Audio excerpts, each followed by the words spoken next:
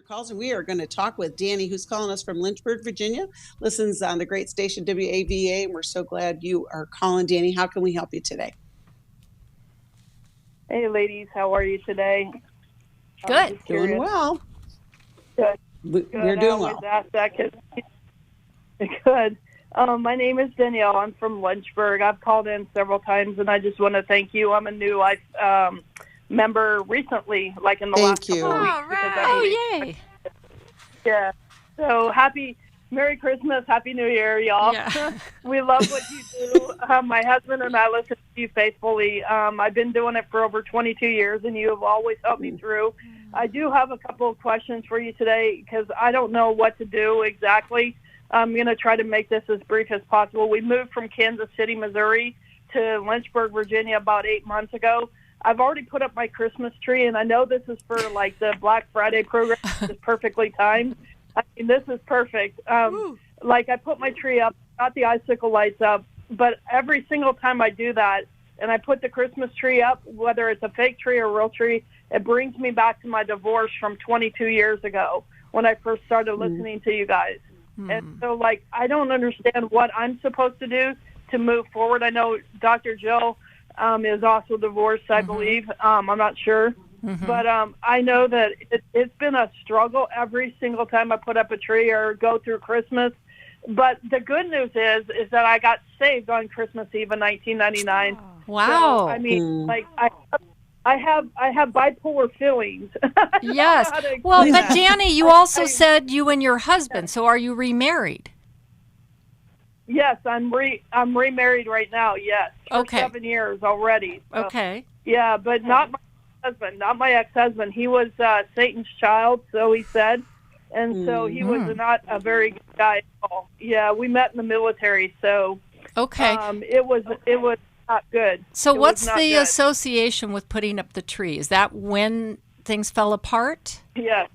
Okay. Yes, that's when he came home. He came home on Christmas Eve in '99 and told me that he had committed adultery and that he was leaving me and he abandoned me and completely left out of my life. And I have no idea where he is, and nor do I really want to know because I mean that's part of moving on and moving forward. I mean, I pray for him, but that's about all I can do. You know what I'm saying? And just hope I don't run into him. But, So there's a lot that like, feels there's a lot that feels unresolved with his disappearance. Yeah. Like I'm sure a lot of, even though this time has passed, those questions can stay with us over time, right? And yes, and so I'm wondering, Dani, have you done work on what you tell yourself is the meaning of all of the unknown? What are you believing about yourself? Because I think when something keeps rearing up and keep coming back around, it's like an anniversary response, right?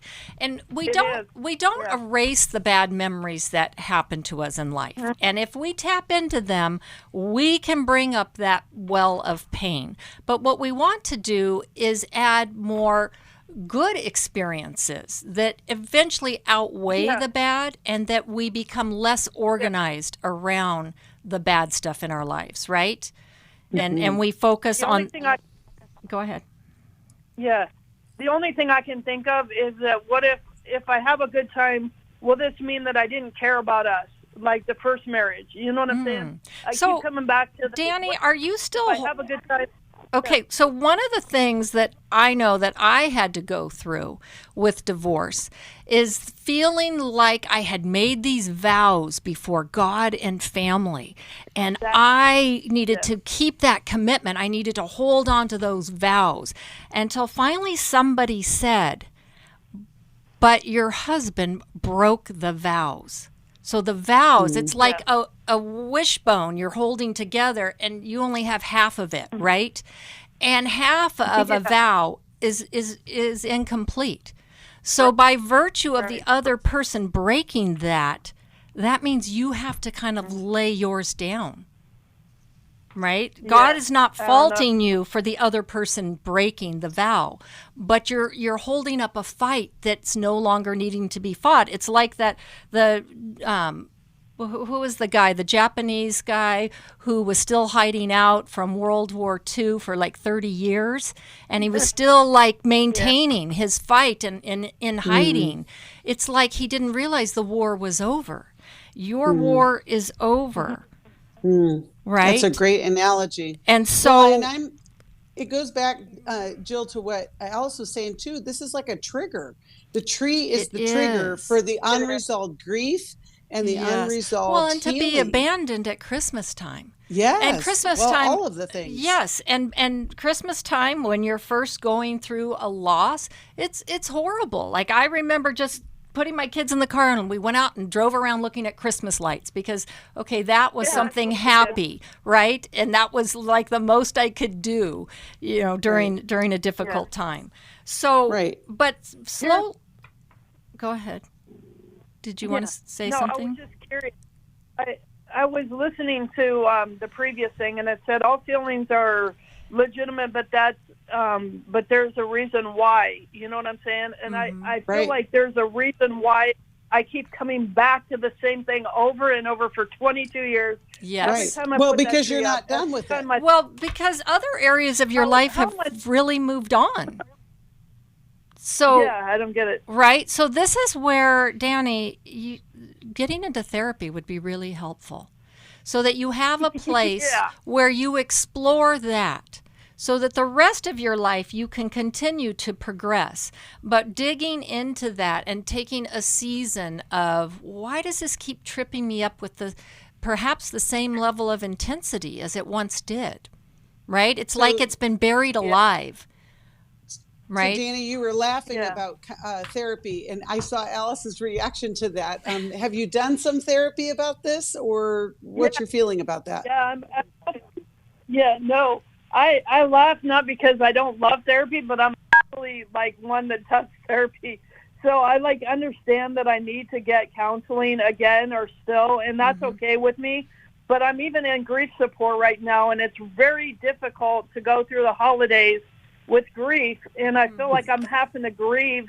And I heard the word grief, and I'm like, yep, there we go again. You know what I'm saying? I have to grieve my past in order to move on to my future.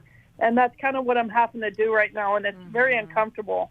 Yeah. It's very uncomfortable, and I don't know exactly how to do it to feel.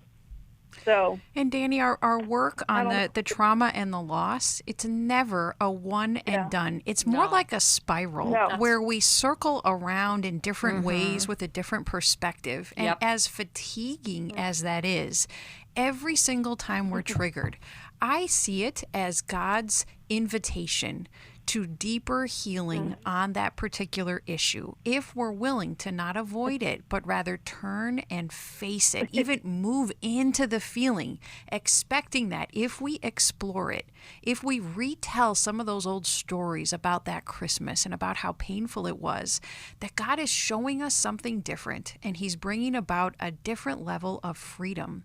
You have an unwritten rule. I don't know exactly what it is, but it's something along the lines of, you're not allowed to have fun because it means you didn't care. It means you didn't care enough. So you're supposed to be sad, or you're supposed to be angry. I don't know quite what it is, but figuring out what that unwritten rule is that you're supposed to live by and where it came from, when was it established, so that you can start coming against that rule and breaking it.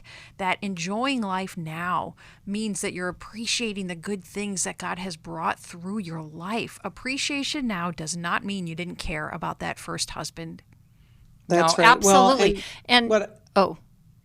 Well, I just want to just give her some hope of, I think Emotional Freedom would be a great thing for you to attend, Dani. It would be a deep dive for just the day. It's online. And we're going to send you a copy of Intimate Deception, because I think that will also help you understand the depths of that trauma. And Jill's got one more thing. Yeah, I just wanted to say, Dani, also trying to shift your association with the Christmas tree, because the Christmas tree represents so many other things. It also represents Christ on the cross. And remember that He died for all of this, and He suffered there on the tree or the cross, right? And so your suffering is with Him. and perhaps to make it a shift and to turn your focus to the Lord and what He did to free you up is also an angle you can look at. And thank you so much, Dani, for calling. And I hope that you'll join us at Emotional Freedom, or on Emotional Freedom, which is online in January. And if you're interested, others of you who are listening and you want to get unstuck, that's a great place to start.